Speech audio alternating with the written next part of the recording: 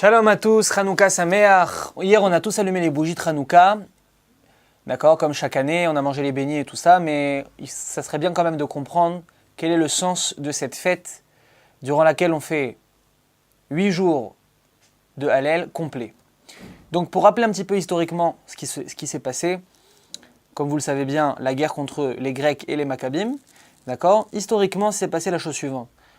Après Alexandre le Grand, son successeur, c'est Antiochus Épiphane. Il a conquéri la terre d'Israël. Lorsqu'il a conquéri la terre d'Israël, il n'a rien décrété sur le peuple juif. Il les a laissés pratiquer leur culte de manière libre. Un jour après sa conquête de l'Égypte, il revient et il décide de massacrer 40 000 juifs, d'accord, de piller le temple, le Beth Amikdash. Mais les juifs ne réagissent pas. 2 ans après ce massacre, il propose une alliance avec les Juifs, beaucoup d'entre eux acceptent, d'accord, dans leur naïveté, dans leur volonté de faire la paix.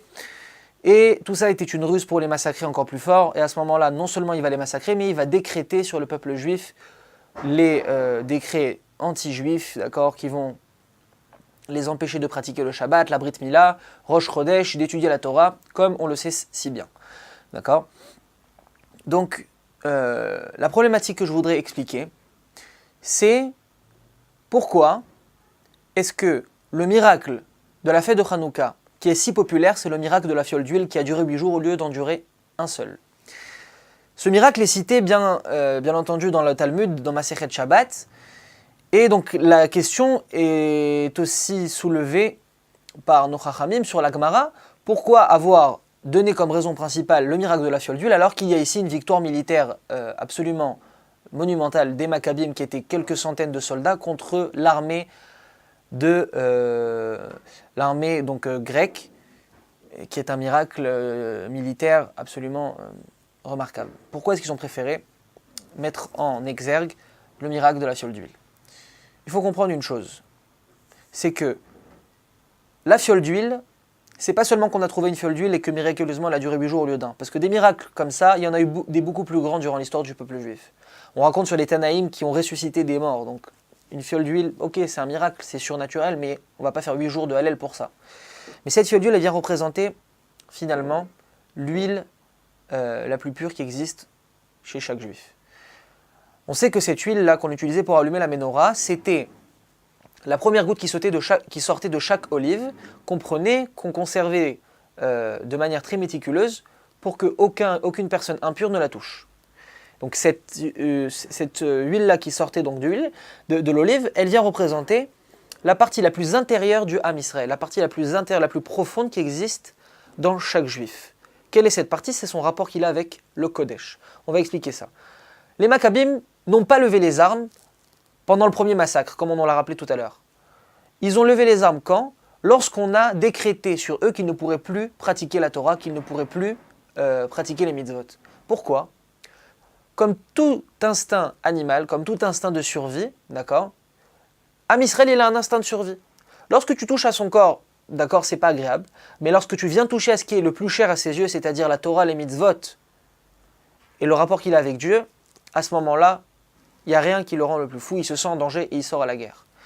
Mais en réalité, si on était sorti à la guerre, à la première guerre, quand ils ont tué 40 000 personnes pour des motivations militaires seulement, pour des motivations qui auraient été seulement, on va dire, de protection de nos corps ou de nos vies, c'est pas sûr qu'on aurait gagné cette guerre. Pourquoi est-ce qu'Akadosh Baruch Hu nous a fait ce miracle? Puisque la motivation des Maccabim, des Kohanim, donc qui étaient Kohen, était de protéger le Kodesh.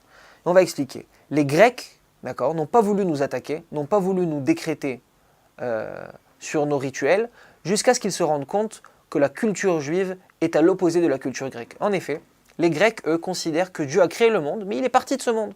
Il est parti s'occuper d'autre chose, Chas v'Shalom.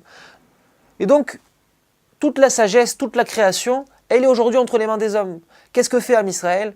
Pas seulement que Dieu a créé le monde, mais il continue de le créer sans arrêt. Hachem Melech, Hachem Malach, Hachem Yimloch, Dieu règne, a régné et régnera. Dieu crée le monde sans arrêt.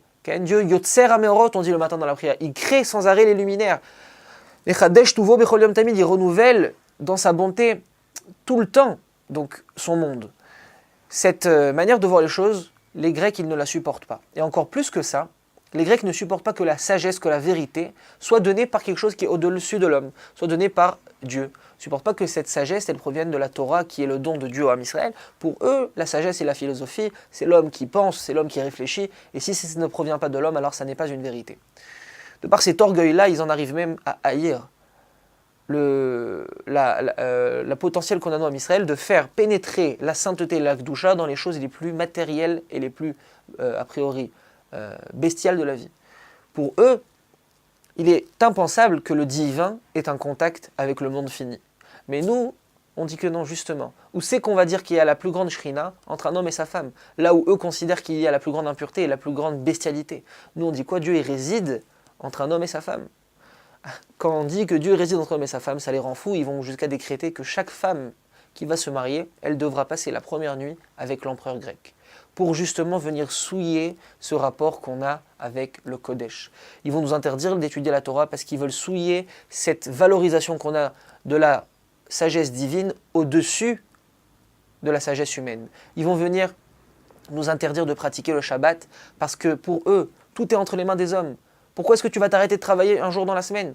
Travaille le maximum possible puisque tout est entre tes mains. Nous, à Israël, on dit non, justement, la force que j'ai la semaine, elle provient de ce jour saint du Shabbat qui vient me donner le sens, qui vient me donner toute la spiritualité, qui vient me donner toute la valeur du travail que je vais fournir pendant 6 jours. Mais s'il n'y a pas ce Shabbat, il n'y a pas de force de travail pendant 6 jours. Eux ne supportent pas le fait de faire pénétrer Dieu dans la vie de tous les jours. Pourquoi est-ce que nous, aujourd'hui, on commémore finalement le miracle de la fiole d'huile, puisque la raison pour laquelle les Maccabim ont gagné leur guerre, c'est parce que leur motivation était de conserver cette huile profonde qui existe chez chaque juif, son rapport avec le Kodesh, avec le Saint. Pour en terminer, aujourd'hui, ce n'est pas seulement une commémoration de ce qui s'est passé à l'époque des Maccabim, mais ce combat entre le juif et entre Yavan, entre la Grèce, est constant. Chaque génération, on a ce combat avec aujourd'hui le monde occidental qui essaye finalement d'arracher, de déraciner tout rapport entre l'homme et le divin. Il vient essayer de banaliser chaque valeur qu'on donne à la vie, chaque élément sacré qu'on donne à nos vies, si c'est les rapports hommes-femmes, si c'est le rapport qu'on a au travail, le rapport qu'on a à la famille, tout ça, il essaie de banaliser, il n'y a plus aucune valeur. Aujourd'hui en France, d'ailleurs même dans tout le monde occidental aux États-Unis, il y a des sites de rencontres extra-conjugaux, c'est-à-dire que l'idéal aujourd'hui chez eux est devenu finalement la pritsout, est devenu l'adultère, c'est devenu l'idéal, il n'y a plus aucune limite, il n'y a plus aucune frontière. Nous, à Israël, on doit se battre pour conserver nos valeurs. On doit utiliser cette lumière, cette lueur de Hanouka pour faire prévaloir nos rapports qu'on a avec le Kodesh, avec le sacré, au rapport qu'on a avec toute autre chose de la vie. Que ce soit lorsqu'on va au travail, lorsqu'on va acheter un appartement, lorsqu'on va en vacances, on va d'abord réfléchir comment est-ce que je peux faire cette chose de manière à ce que mes enfants comprennent que ce qui est plus important, c'est le Kodesh. À ce moment-là, on va gagner cette guerre contre Yavan. Mais lorsqu'on va faire dominer le côté chol, le côté matériel au côté du Kodesh, à ce moment-là, c'est Yavan qui remporte. C'est la Grèce qui gagne contre le Ham Israël. Donc, Hanouka Sameach, qu'on essaye tous de récupérer finalement cette lumière de Hanouka qui existe cette année, qui existe chaque année, pour prendre des forces pour combattre cette culture anti-divine, anti-Torah, anti-juive, d'accord, à travers l'éducation de nos enfants, à travers le fait qu'on va faire pénétrer le Kodesh au plus profond de nos vies, que ce soit notre vie à la maison, que ce soit notre vie au travail, que ce soit notre vie à l'école. Là où on est, on doit faire prévaloir le Kodesh sur le Chol. Hanouka Sameach.